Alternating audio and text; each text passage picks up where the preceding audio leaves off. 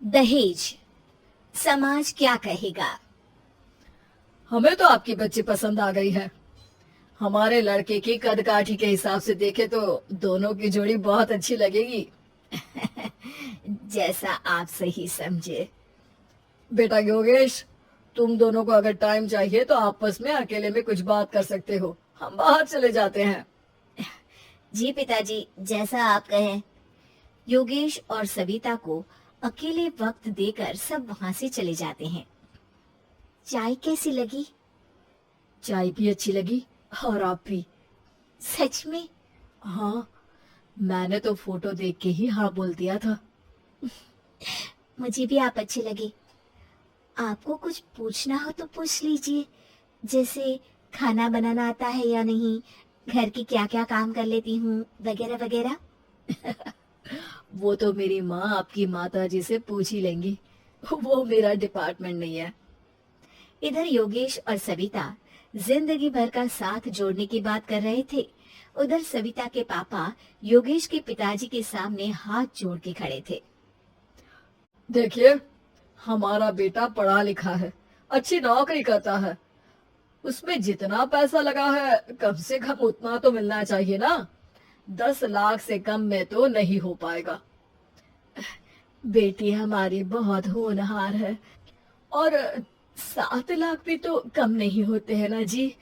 अगर आप हमारी बेटी को शादी के बाद काम करने देंगे तो 3 लाख तो 6 महीने में ही कमा लेगी।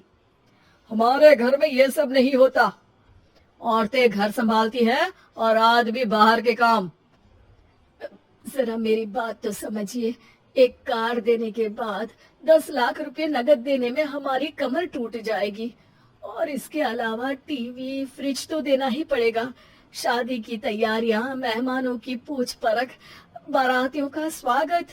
बेटी की शादी में बाप पर बहुत दबाव होता है जी।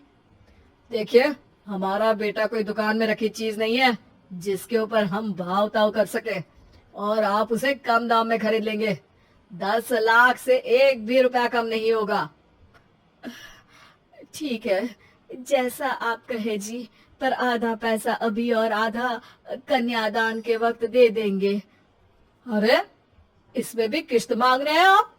हमने तो सोचा था कि अच्छा परिवार होगा आपका। अच्छा ही परिवार है देवनाथ जी, पर पैसों की थोड़ी तंगी है ना, वरना सब ठीक ही है हमारे परिवार में जी।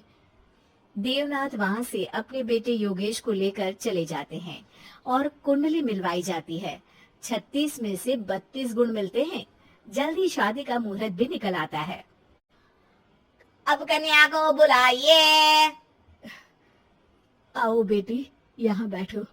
योगेश की बाई और। मंत्रोच्चार शुरू करते हैं। मंगलम भगवान विष्णु मंगलम गरुड़ ध्वजा मंगलम। सविता के पापा सविता और योगेश के बीच में जाकर बैठ जाते हैं। बेटी, तेरी माँ को यहाँ बैठना था, पर तेरी विदाई नहीं देखना चाहती होगी शायद, इसीलिए पहले ही चली गई। बाबा, हंसी खुशी का माहौल है, रोने का समय तो विदाई के वक्त होता है ना, तब ये इमोशनल अत्याचार कर लेना। अभी तो मुस्कुराइए, कैमरा आसपास ही है। तभी पीछे योगेश के पिताजी आ जाते हैं। अभी तक पैसे नहीं आया आपके यहाँ से? उठा लूं क्या बेटे को? आते ही होंगे, मैंने अपने छोटे भाई को व्यवस्था करने के लिए कह दिया था। और तो जल्दी कराइए ना, वरना देर हो जाएगी। समझ रहे हो ना आप? योगेश और सविता दोनों एक दूसरे की तरफ देखते हैं। सविता चाहती है कि योगेश कुछ बोले, पर योगेश अपना मुंह दूसरी तरफ फेर लेता है। पापा, कितने पैसे की बात की है आपने? अरे बेटी, तुझे इससे क्या मतलब? मेरी डील की है ना, तो मुझे तो पता ही होना चाहिए। कन्यादान की विधि शुरू करेंगे। तभी योगेश के पिता वापस वहां आ जाते हैं। पैसे देते हैं या बेटे को उठवा लो? मैं आपके हाथ जोड़ता हूँ जी, थोड़ा सा इंतजार कर लीजिए। देवनाथ वहां से चले जाते हैं।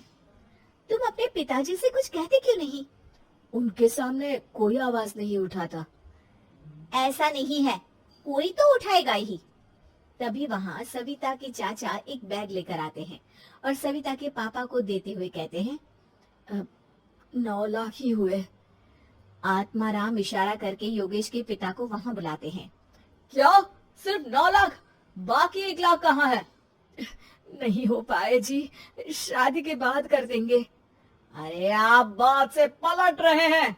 जल्दी से अभी के अभी पूरे पैसे लाइए, वरना बेटे को उठाऊं क्या? देखिए मैं आपके पाँव पड़ता हूँ। रुक जाइए पापा, रिश्ते हाथ पकड़कर जोड़े जाते हैं, पांव पकड़कर नहीं। बेटी तू चुप रह। नहीं, ये कब से बस कह ही रहे हैं कि उठवा लूं, पर कोई उठ ही नहीं रहा। लो, मैं ही उठ जाती हूँ। बेटा, अपशगुन हुआ।